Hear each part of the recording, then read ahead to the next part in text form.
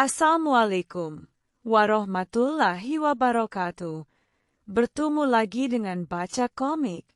Semangat pagi. Semoga sehat selalu dan dipermudahkan segala urusan dan diberkahi rezekinya. Dan selamat menonton.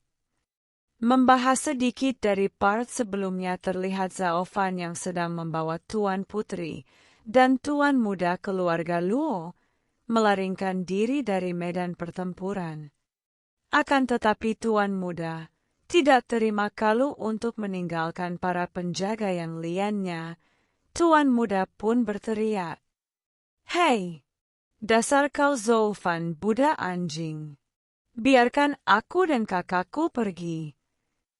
Benar saja, tak lama setelah Tuan Muda mencaci Zaofan, Zaofan pun berhenti dan langsung melemparkan Tuan Putri Luo Jia ke sebuah pohon.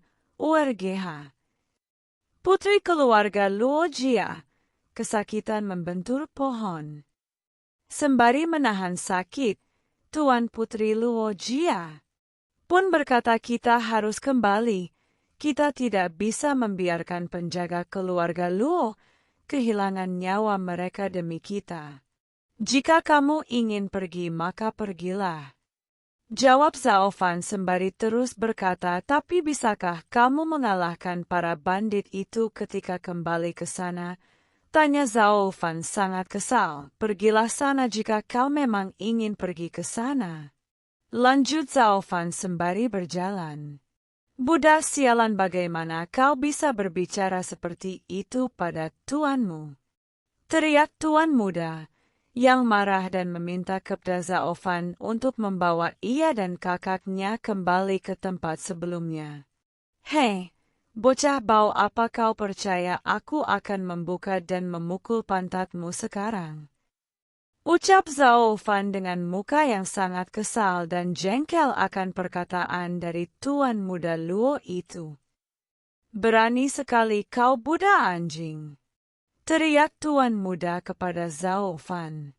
Dengan senyum yang sangat menakutkan, Zaofan tersenyum melihat ke arah Tuan Muda Luo.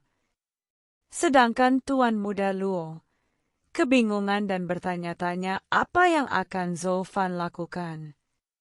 Dan benar saja, Zaofan pun memberi pelajaran kepada Tuan Muda Luo dengan memukul pantatnya. Setelah Zaofan menghukum, Tuan Muda pun berlari merangkak meminta perlindungan pada Tuan Putri Luo Jia. "Zaofan," teriak Tuan Putri Jia, "kau sangat keterlaluan. Itu hanya hukuman kecil untuknya. Lebih baik ini daripada Tuan Muda kecil ini mati di tangan mereka," ucap Zaofan sembari terus bertanya kepada Nona Jia. "Ngomong-ngomong, apa ada tempat persembunyian di dekat sini?" tanya Zaofan. "Ada beberapa peternakan di alun-alun dan tidak ada tempat persembunyian," ucap Nona Jia yang tertunduk sembari terus berbicara. "Ada hutan berkabut di sisi barat Gunung Angin Hitam. Bahkan para bandit itu mungkin tidak tahu medan di sana." "Oke, baik, mari kita pergi ke sana," ucap Zaofan dengan senyuman di wajahnya sembari berjalan dan berkata, "Jaga baik-baik adikmu. Pergi ke sana hanya menunggu bahaya. Lihat saja, nanti aku akan memberi hukuman padamu," gumam Nona Jia. Singkat cerita, mereka bertiga pun sampai di tempat tujuan mereka. Ini adalah hutan berkabut. Kabut di sini mengelilingi semala bertahun-tahun. Sulit bagi orang-orang yang masuk untuk keluar dari sini, jelas Nona Jia sembari terus berkata, "Kekuatan supranatural di Gunung Angin Hitam tidak dapat diremehkan. Tetapi selama beberapa dekade kami berdua tidak melakukan apa-apa. Aku tidak tahu mengapa kali ini bahkan para bandit yang menyerang villa kami pun tidak berani datang ke tempat ini." "Hahaha." Zaofan pun tertawa sembari berkata, "Bagus, bagus, ini tempat yang sangat bagus. Zaofan, pergilah bersama Tuan Muda. Aku akan mengalihkan para bandit itu," ucap Nona Jia. Jelas saja spontan Zaofan berkata dengan jelas dan tegas, "Aku menolak." "Apa?" ucap Nona Jia, "apa?" dengan wajah yang kesal dan marah. "Aku tidak terbiasa dengan medan di sini, dan jika kamu tidak ikut aku tidak bisa menjaga anak ini," ucap Zulfan. "Jika kamu pergi itu sama saja dengan mati. Jaga kehidupanmu yang telah diselamatkan oleh orang-orangmu," ucap Zulfan. Sembari berjalan di samping Nona Jia, dan terus berkata, "Karena nyawamu itu sangat berharga, lebih baik kita menghancurkan Sang Guan Jia dan para banditnya di sini, oke?" "Zulfan, apa kamu gila? Kau akan melahkan mereka dengan dirimu sendiri," teriak Nona Jia. Sembari terus berkata, "San Guan Jia memiliki jumlah kekuatan Qi yang banyak, dan ada 4 orang kuat lain bersama dia." "Kau budak anjing yang banyak omong kosong," teriak Tuan Muda memaki Zhao Fan. "Bahkan jika kau bergabung dengan Pang Tongling, kamu bukan lawannya. Apa? Apa yang bisa kau lakukan untuk situasi saat ini?" teriak Nona Jia, yang tidak percaya akan kemampuan dari Zhao Fan. "Hehehe, belum tahu aja dia bahwa Zhao Fan tu dulunya adalah kaisar sihir terkuat di kehidupan sebelumnya." Lanjut ke ceritanya. "Apa yang bisa kulakukan?" ucap Zhao Fan dengan menyeringai tersenyum dan percaya diri, sembari terus berkata, "Sekelompok sampah itu tidak cocok untuk melawanku, Zhao Fan. Bagaimanapun kamu bisa mendengarkan pendapatku sekarang atau menyerahkan diri kepada mereka. Bagaimana Nona dengan pertaruhan ini?" tanya Zhao Fan kepada Nona Jia. "Selagi mereka belum menyusul, beri aku batu spiritual.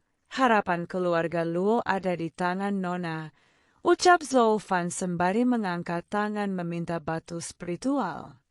"Cih," gumam Nona Jia, dengan kesal dan bimbangan, "apa yang harus kulakukan? Apa aku harus percaya saja dengan Zhao Fan?"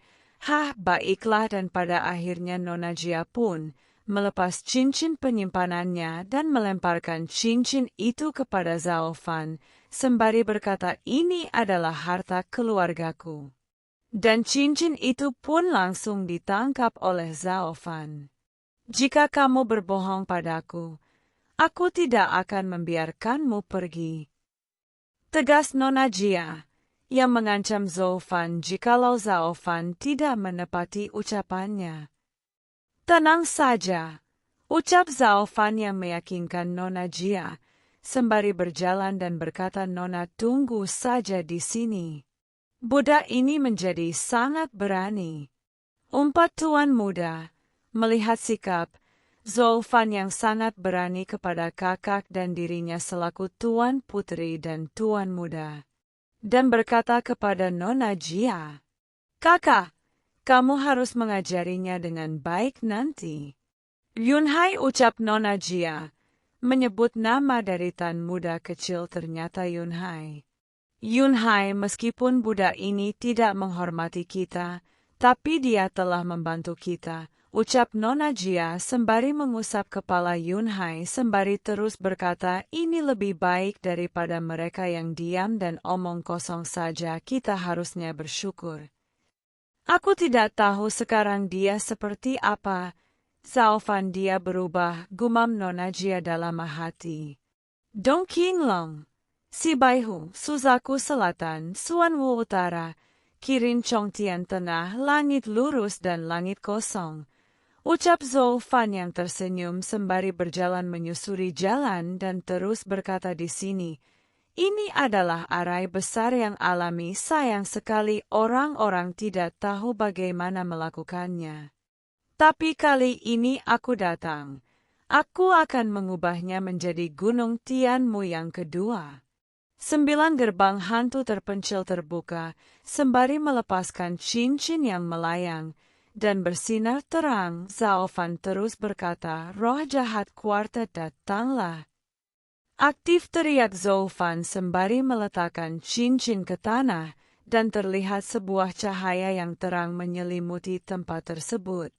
Dari kejauhan, tepatnya di tempat Putri Jia dan Tuan Muda Yunhai, "Kakak, lihatlah itu," ucap Tuan Muda Yunhai, dan melihat di depan mereka terlihat energi yang berwarna ungu, yang berputar seperti pusaran. Kabutnya menghilang. Sebenarnya apa yang terjadi? Tak lama kemudian, terdengar suara langkah kaki dari belakang. Ternyata yang datang adalah Zolfan. Sontak Nona Jia langsung berkata, "Zolfan, apa yang terjadi pada akhirnya? Apa kamu yang tadi melakukan itu?" tanya Putri Jia kepada Zolfan dengan sangat panik. "Huh, tenanglah," ucap Zolfan dan terus berkata, "Itu tak perlu untuk diributkan." Sembari berbalik badan berkata, "Ikuti aku.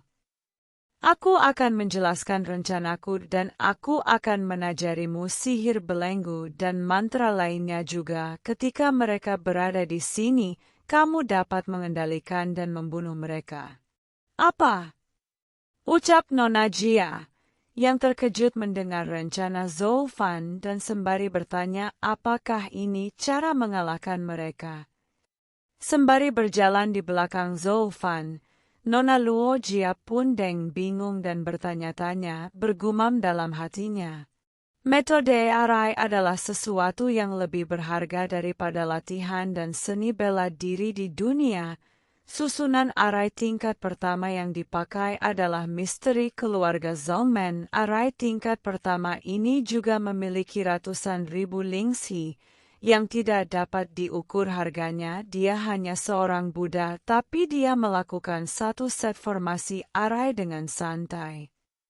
Nona Luo Jia, yang sangat bingung pun, bertanya kepada Zolfan. "Zolfan, bagaimana?" Belum selesai Nona Jia bertanya, Zolfan pun langsung menjawab pertanyaan Nona Jia. "Jangan khawatir tentang bagaimana aku akan melakukannya," ujar Zolfan yang berhenti dan meletakkan tangannya di sebuah pohon sambil melirik ke belakang dan terus berkata, "Aku sudah menetapkan batasnya, aku akan mengajarimu sekarang, tunggu saja sampai mereka mati."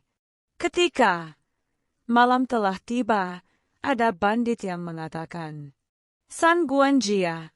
Tampaknya mereka memasuki hutan berkabut. "San Guanjia," teriak Pang Tongling yang sedang menjadi sandera dari mereka. Ia pun berkata, "Lebih baik kau bunuh aku sekarang. Kalau tidak aku akan membunuhmu dan membalas dendam mereka yang sudah mati." Dengan tertawa tipis San Guanjia pun berkata, "Pang Tongling, hehehe, ketika aku menyanderamu nonamu akan memenuhi permintaanku, karena mereka bersembunyi di sana. Kita membutuhkan panduanmu. Tempat hutan berkabut tidak akrab bagi kita." Sembari berjalan San Guanjia pun berkata, "Pang Tongling, kau pimpin jalannya, aku akan menemuimu nanti. Dengan kebaikan nona itu seharusnya tidak akan meninggalkanmu sendirian." "Sialan kau San Guanjia," balas Pang Tongling yang kesal yang menjadikan dirinya sebagai umpan untuk menarik keluar Nona Jia, sembari terus berkata, "Kau tidak dapat membawa diriku untuk mengancam Nona." Tak lama kemudian, seorang bandit berteriak dan berkata, "San Guanjia, lihat, di depan ada seseorang yang duduk di bawah pohon." Sontak saja San Guanjia terkejut melihat orang yang sedang duduk di bawah pohon. Itu adalah Zolfan. "Dia yang membunuh pria besar itu," ucap para bandit.